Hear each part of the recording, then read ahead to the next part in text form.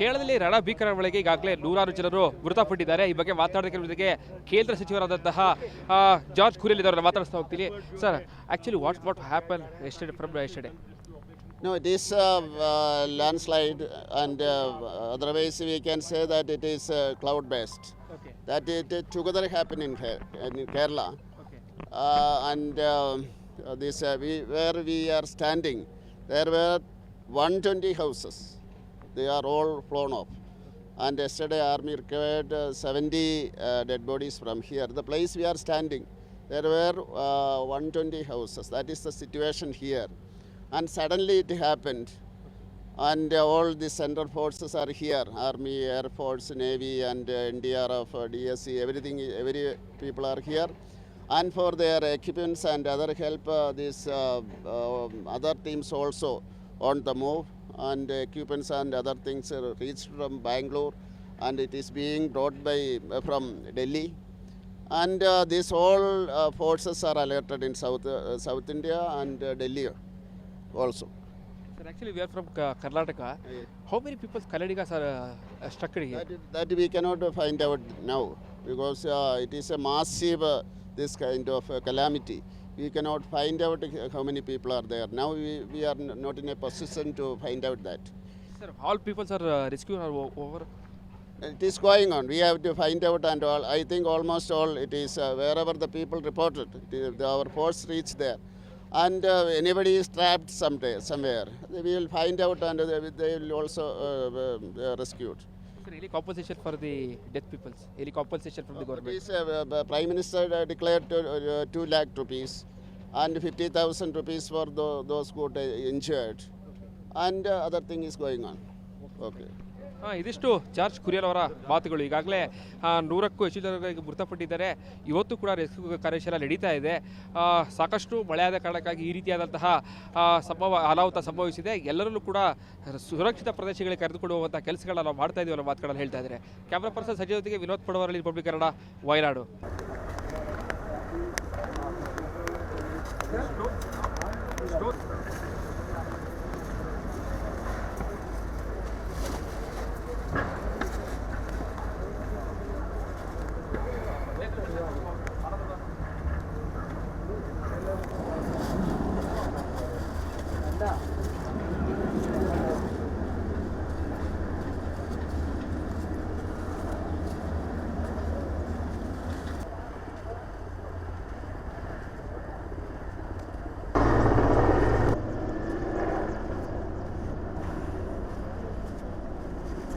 One second. ಕೇರಳದ ರಣಭೀಕರ ಮಳೆಗೆ ವಯನಾಡಿನ ಚೋರೈಮಲೆ ಹಾಗೂ ಮೊಳ್ಳಕಾಯಿ 2 ಗ್ರಾಮಗಳು ಕೂಡ ಸಂಪೂರ್ಣವಾಗಿ ಜಲಾವೃತ ಆಗಿದೆ. ಇವತ್ತು ರಿಪಬ್ಲಿಕ್ ಕನ್ನಡ ಮೊಳ್ಳಕಾಯಿ ಗ್ರಾಮದಲ್ಲಿದೆ. ನೀವು ದೃಶ್ಯ ಸಹ ಗಮನಿಸ್ತಾ ಇರ್ಬೋದು. ಈ ಒಂದು ಗ್ರಾಮ ಇಲ್ಲಿ ಇತ್ತು ಅನ್ನೋದಕ್ಕೆ ಮನೆಗಳಷ್ಟೇ ಸಾಕ್ಷಿಯಾಗಿರುವಂಥದ್ದು. ಎಲ್ಲವೂ ಕೂಡ ಸಂಪೂರ್ಣವಾಗಿ ನೀರಿನಿಂದ ಕೊಚ್ಚಿ ಹೋಗಿದೆ. ಸುಮಾರು ಅಂದಾಜಿನ ಪ್ರಕಾರವಾಗಿ ಸುಮಾರು 100ರಿಂದ 150 ಮನೆಗಳು ಇಲ್ಲಿ ಇತ್ತು ಅನ್ನೋದಕ್ಕೆ ಈಗ ಕೇವಲ ಮನೆಗಳಷ್ಟೇ ಸಾಕ್ಷಿ ಸಿಗ್ತಾ ಇರುವಂಥದ್ದು. ಇಲ್ಲಿ ಜೊತೆಗೆ ಇಲ್ಲಿ ನೋಡ್ತಾ ಇರುವಂತಹ ಪ್ರತಿಯೊಂದು ಬಂಡೆಗಳಿದೆ. ಬಂಡೆಗಳು ನಿಜಕ್ಕೂ ಕೂಡ ಎಲ್ಲಿಂದ ಬಂತು ಅನ್ನೋದೇ ಈಗ ಸಾಕಷ್ಟು ಯಕ್ಷ ಪ್ರಶ್ನೆ ಕಾಡ್ತಾ ಇರುವಂಥದ್ದು. ಯಾಕಂದರೆ ಇಲ್ಲಿನ ಸ್ಥಳೀಯರು ಕೂಡ ಹೇಳ್ತಿರೋ ಹಾಗೇನೆ ಎಲ್ಲವೂ ಕೂಡ ಏನು ಬೆಟ್ಟದ ಮೇಲಿದ್ದಂತಹ ಸಾಕಷ್ಟು ಬಂಡೆಗಳು ಇವತ್ತು ಈ ಒಂದು ಸ್ಥಳಕ್ಕೆ ಬಂದು ನಿಂತಿದೆ. ಅಂದರೆ ಈ ರೀತಿಯಾದಂತಹ ಸುಮಾರು ಲೆಕ್ಕನೂ ಹಾಕೋಕ್ಕಾಗೋದಿಲ್ಲ, ಅಷ್ಟರ ಮಟ್ಟಿಗೆ ದೊಡ್ಡ ದೊಡ್ಡ ಬಂಡೆಗಳು ಇವತ್ತು ಇಲ್ಲಿ ಬಂದು ನಿಂತಿದೆ ಅನ್ನೋದಾದರೆ, ಮನೆಗಳಿದ್ದಂತಹ ಸ್ಥಳಕ್ಕೆ ಬಂದು ಬಂಡೆ ಇವತ್ತು ಅಂದರೆ ಬೆಟ್ಟದ ಮೇಲಿಂದ ಬಂದು ಇವತ್ತು ಕೆಳಗೆ ಬಿದ್ದಿರೋ ಕಾರಣಕ್ಕಾಗಿಯೇ ಈ ಸ್ಥಳದಲ್ಲಿ ನಡೆದಿರುವಂತಹ ಘಟನೆ ನಿಜಕ್ಕೂ ಕೂಡ ನೋಡಿದ್ರೆ ಸಾಕಷ್ಟು ನಿಜಕ್ಕೂ ಬೇಸರವನ್ನು ತರಿಸುವಂಥದ್ದು. ಇಲ್ಲೂ ಬಲಭಾಗದಲ್ಲೂ ಕೂಡ ಈಗಾಗಲೇ ಎಡಭಾಗದಲ್ಲೂ ಕೂಡ ಮನೆಗಳೆಲ್ಲ ನೋಡಿದ್ರೆ ಗೊತ್ತಾಗುತ್ತೆ. ಎಲ್ಲವೂ ಕೂಡ ಒಂದು ಮನೆಯಂತೂ ಸಂಪೂರ್ಣವಾಗಿ ಈಗಾಗಲೇ ನೆಲಸಮ ಆಗಿರುವಂಥದ್ದು. ಈ ಮನೆಯಲ್ಲಿದೆ ನಿಜಕ್ಕೂ 2 ಫ್ಲೋರ್ ಮನೆ ಅನಿಸುತ್ತೆ. ಆದರೆ ಮನೆ ಇತ್ತು ಅನ್ನೋದಕ್ಕೆ ಕೇವಲ ತಾರಿಸಿ ಕೆಳಗೆ ಬಿದ್ದಿರೋ ಕಾರಣಕ್ಕಾಗಿ ಎಲ್ಲರೂ ಕೂಡ ಈಗ ಜನರೆಲ್ಲರೂ ಕೂಡ ಅದ್ರ ಮೇಲೆ ನಡೆದುಕೊಂಡು ಹೋಗ್ತಾ ಇದ್ದಾರೆ. ಮನೆ ಇತ್ತು ಅನ್ನೋದಕ್ಕೆ ಯಾವುದೇ ರೀತಿಯಾದ ಸಾಕ್ಷಿಗಳು ಸಿಗ್ತಾಯಿಲ್ಲ, ಅಷ್ಟರ ಮಟ್ಟಿಗೆ ಮನೆಗಳಿದೆ. ಇಲ್ಲೂ ಕೂಡ ಆ ಗುಡ್ಡ ಪ್ರದೇಶಗಳಲ್ಲಿ ನೋಡ್ತಾ ಇದ್ರೆ ಗೊತ್ತಾಗುತ್ತೆ ಸಾಕಷ್ಟು ಬಂಡೆ ಕಲ್ಲುಗಳು ಕೂಡ ಇಲ್ಲಿ ಬಂದು ಬಿದ್ದಿವೆ. ಅಂದರೆ ಮೊಳ್ಳಕಾಯಿ ಗ್ರಾಮಕ್ಕೆ ಒಂದು ಕಡೆ ನೀರು ಕೂಡ ಬಂದಿದೆ, ಮತ್ತೊಂದು ಕಡೆ ಬಂಡೆಗಳ ಸಾಕಷ್ಟು ಬಂಡೆ ಕಲ್ಲುಗಳು ಕೂಡ ಏನು ಕಾಡಿಲಿಲ್ಲ ಬಂದು ಇಲ್ಲಿಗೆ ಬಿದ್ದಿರೋ ಕಾರಣಕ್ಕಾಗಿದೆ 100ಕ್ಕೂ ಹೆಚ್ಚು ಜನರು ಕೂಡ ಈ ಒಂದು ಸ್ಥಳದಲ್ಲಿ ಮೃತಪಟ್ಟಿರುವಂತಹ ಸಾಧ್ಯತೆ ಇದೆ. ಇನ್ನು ಮತ್ತೊಂದು ಭಾಗದಲ್ಲಿ ಕೂಡ ಈಗಾಗಲೇ JCB ಕೂಡ ಆ ಮೃತಪಟ್ಟಿರುವಂತಹ ಮೃತದೇಹಗಳು ಇದೆಯಾ ಅನ್ನುವಂತಹ ಶೋಧ ಕಾರ್ಯ ಕೂಡ ನಡೆಸ್ತಾ ಇದ್ದಾರೆ. ಎಲ್ಲರೂ ಕೂಡ ಅಂದರೆ ಈಗಾಗಲೇ 100ಕ್ಕೂ ಹೆಚ್ಚು ಜನರು 140 ಹೆಚ್ಚು ಜನರು ಮೃತಪಟ್ಟಿದ್ದಾರೆ ಅಂತೇಳಿ ಹೇಳಲಾಗ್ತಾ ಇದೆ. ಅದೆಲ್ಲವನ್ನು ಕೂಡ ಅವರೆಲ್ಲರೂ ಕೂಡ ಆದರೆ ಈಗಾಗಲೇ ಸಾಕಷ್ಟು ಜನ ಸಿಕ್ಕಿದರೆ ಮತ್ತಷ್ಟು ಮೃತದೇಹಗಳು ಸಿಗಬೇಕಾಗಿದೆ. ಸೊ ಹೀಗಾಗಿ ಸಂಪೂರ್ಣವಾಗಿ LDRF, SDRF, ಸೇನಾಪಡೆ ಎಲ್ಲರೂ ಕೂಡ ಸನ್ನದ್ಧ ಯುದ್ಧದ ಮಾದರಿಯಲ್ಲಿ ಈಗ ಇಲ್ಲಿ ಕೆಲಸವನ್ನು ಮಾಡ್ತಾ ಇದ್ದಾರೆ.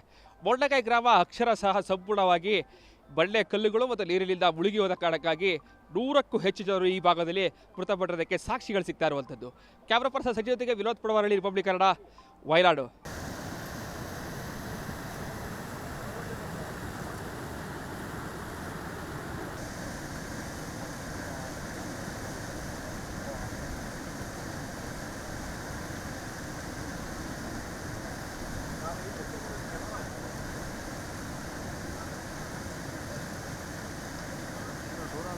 ದೇವರ ನಾಡು ಕೇರಳದಲ್ಲಿ ಕಳೆದ 2 ದಿನಗಳಿಂದ ಸುರಿತಾ ಇರುವಂತಹ ರಣಭೀಕರ ಮಳೆಗೆ ಸಾಕಷ್ಟು ಅನಾಹುತಗಳು ಸಂಭವಿಸಿದೆ.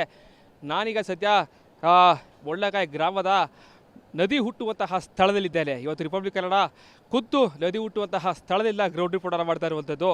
ನೀವು ದೃಶ್ಯ ಸಹ ಗಮನಿಸ್ತಾ ಇರ್ಬೋದು. ಅತಿ ಚಿಕ್ಕದಾಗಿ ಅಂದರೆ ಕಾಡಿನಿಂದ ಬರುವಂತಹ ನದಿ ಇದು. ಈ ನದಿ ಪ್ರತಿ ದಿನವೂ ನಿತ್ಯವೂ ಕೂಡ ಇಷ್ಟೇ ಪ್ರಮಾಣದಲ್ಲಿ ಹರಿತಾ ಇರುತ್ತೆ. ಮಳೆ ಬಂದರೂ ಕೂಡ ಇದೇ ಪ್ರಮಾಣದಲ್ಲಿ ಹೋಗ್ತಾ ಇರುತ್ತೆ ಅಂತೇಳಿ ಸ್ಥಳೀಯರು ಹೇಳ್ತಾ ಇದ್ದಾರೆ. ಆದರೆ ಕಳೆದ 2 ದಿನಗಳ ಹಿಂದೆ ಮಧ್ಯರಾತ್ರಿ ಸುರಿದಂತಹ ರಣಭೀಕರ ಮಳೆಗೆ 4 ಭಾಗಗಳಿಂದಲೂ ಕೂಡ ಬೆಟ್ಟ ಗುಡ್ಡ ಏನಿದೆ ಅಕ್ಕಪಕ್ಕ ಕಾಣ್ತಾ ಇರೋ ನದಿ ಪಕ್ಕದಲ್ಲಿರುವಂತಹ ಏನೋ ಬೆಟ್ಟ ಗುಡ್ಡ ಎಲ್ಲಿ ಬರುತ್ತದೆ, ಆ ಬೆಟ್ಟ ಗುಡ್ಡಗಳ ಮಧ್ಯದಲ್ಲಿ ಬರುವಂತಹ ಝರಿಯಾಗಿ ಬರುವಂತಹ ನೀರಿನ ಪ್ರಮಾಣ ಸಾಕಷ್ಟು ಪ್ರಮಾಣದಲ್ಲಿ ಬಂದ ಕಾರಣಕ್ಕಾಗಿ ಸುತ್ತಲೂ ನಾವು ನಿಂತಿರುವಂತಹ ಜಾಗ ಈ ನದಿ ಹುಟ್ಟುವ ಬರ್ತಾ ಇರುವಂತಹ ಸ್ಥಳ ಇದು. ಇಲ್ಲಿಂದ ಒಂದು ರಿಪಬ್ಲಿಕ್ ಕನ್ನಡ ಖುದ್ದು ಗ್ರೌಂಡ್ ರಿಪೋರ್ಟನ್ನು ಮಾಡ್ತಾ ಇರುವಂಥದ್ದು. ಇನ್ನು ಈ ಸ್ಥಳ ಏನಿದೆ ಇಲ್ಲಿ ಕೂಡ ಸಾಕಷ್ಟು ಮನೆಗಳಿತ್ತು. ಮನೆಗಳೆಲ್ಲವೂ ಕೂಡ ಬಂಡೆ ಕಲ್ಲಿನ ಹೊಡೆತಕ್ಕೆ ಸಂಪೂರ್ಣವಾಗಿ ನಾಶ ಆಗಿದೆ. ಜೊತೆಗೆ ಈಗಾಗಲೇ ಕೃತಕವಾದಂತಹ ಸೇತುವೆ ಕೂಡ ಇಲ್ಲಿ ನಿರ್ಮಾಣ ಮಾಡಿದ್ದಾರೆ.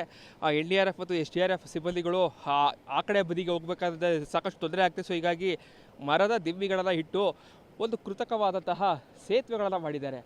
ಇನ್ನು ಇಲ್ಲಿ ನನ್ನ ಪಕ್ಕದಲ್ಲಿರುವಂತಹ ದೃಶ್ಯವರು ಕೂಡ ಈಗಾಗಲೇ ಇಲ್ಲಿ ನಾವು ಕಾಣ್ತಾ ಇರುವಂತಹ ದೃಶ್ಯ ಅಂದರೆ ಎಡಭಾಗದಲ್ಲಿ ಕಾಣ್ತಾ ಇರುವಂತಹ ದೃಶ್ಯ ಕೂಡ ಈಗಾಗಲೇ ನಮ್ಮ ಕ್ಯಾಮ್ರಾ ಸಚಿವರು ತೋರಿಸ್ತಾ ಇದ್ದಾರೆ. ಸಾಕಷ್ಟು ಹಲವು ಮನೆಗಳಿದೆ ಈ ಪ್ರದೇಶದಲ್ಲಿ. ನದಿ ಪಕ್ಕದಲ್ಲಿರುವಂತಹ ಇಲ್ಲಿ ಹಲವಾರು ಮನೆಗಳಿದೆ. ಹಲವಾರು ಮನೆಗಳು ಕೂಡ ಈಗ ಸಂಪೂರ್ಣವಾಗಿ ನೀರಲ್ಲಿ ಕೊಚ್ಚಿ ಹೋಗಿದೆ.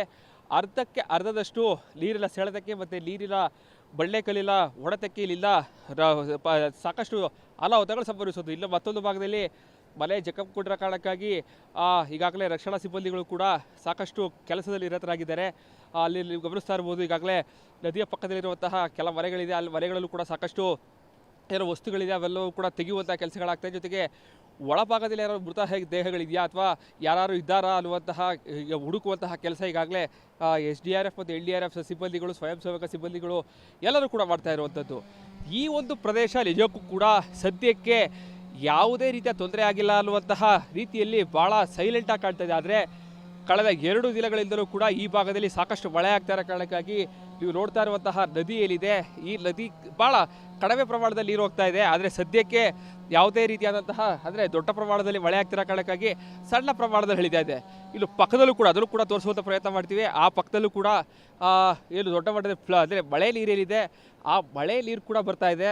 ಆ ಮಳೆ ನೀರಿಂದಲೂ ಕೂಡ ಸಾಕಷ್ಟು ತೊಂದರೆಗಳಾಗ್ತಾರೆ. ಇಲ್ಲೂ ಒಳಗೆ ಅಂದರೆ ಈಗಾಗಲೇ ಇಲ್ಲಿ ನೋಡಿ ಎಷ್ಟರ ಮಟ್ಟಿಗೆ ಬದಿ ಇದೆ ಅಂತಂದರೆ ಮೊಣಕಾಲುದ್ದದಷ್ಟು ಬದಿ ಇರುವಂಥದ್ದು. ಸೊ ಹೀಗಾಗಿ ಜನರು ಕೂಡ ಸಾಕಷ್ಟು ಅಂದರೆ ಈ ದಡದಿಂದ ಮತ್ತೊಂದು ದಡಕ್ಕೆ ಹೋಗೋದಕ್ಕೂ ಕೂಡ ಸಾಕಷ್ಟು ಕಷ್ಟಪಡ್ತಾ ಇದ್ದಾರೆ. ಎಲ್ಲಿ ನೋಡಿದರೂ ಕೂಡ ನಮಗೆ ಮನೆಗಳು ಕಾಣ್ತಾ ಇಲ್ಲ, ಕೇವಲ ಬಂಡೆ ಕಲ್ಲುಗಳು ಮಾತ್ರ ಕಾಣ್ತಾ ಇರುವಂಥದ್ದು. ಈ ದೃಶ್ಯವನ್ನು ನೋಡ್ತಾ ನಿಜಕ್ಕೂ ಕೂಡ ದೇವರ ನಾಡಿನಲ್ಲಿ ನಿಜಕ್ಕೂ ಕೂಡ ಆ ದೇವರು ಮುನಿಸಿಕೊಂಡಿದ್ದಾರೆ ಅನಿಸುತ್ತೆ. ಸೊ ಹೀಗಾಗಿ ಸಾಕಷ್ಟು ದೊಡ್ಡ ಮಟ್ಟದ ಅನಾಹುತಗಳು ಸಂಭವಿಸಿದೆ. ಖುದ್ದು ರಿಪಬ್ಲಿಕ್ ಕನ್ನಡ ಇವತ್ತು ಸ್ಥಳದಿಂದ ಗ್ರೌಂಡ್ ರಿಪೋರ್ಟ್ ಮಾಡುವಂತಹ ಕೆಲಸಕ್ಕೆ ಮುಂದಾಗಿರುವಂಥದ್ದು. ಕ್ಯಾಮ್ರಾ ಪರ್ಸನ್ ಸಚಿವ ಜೊತೆಗೆ ವಿನೋದ್ ಪಡವಾರಳ್ಳಿ, ರಿಪಬ್ಲಿಕ್ ಕನ್ನಡ, ವಯನಾಡು.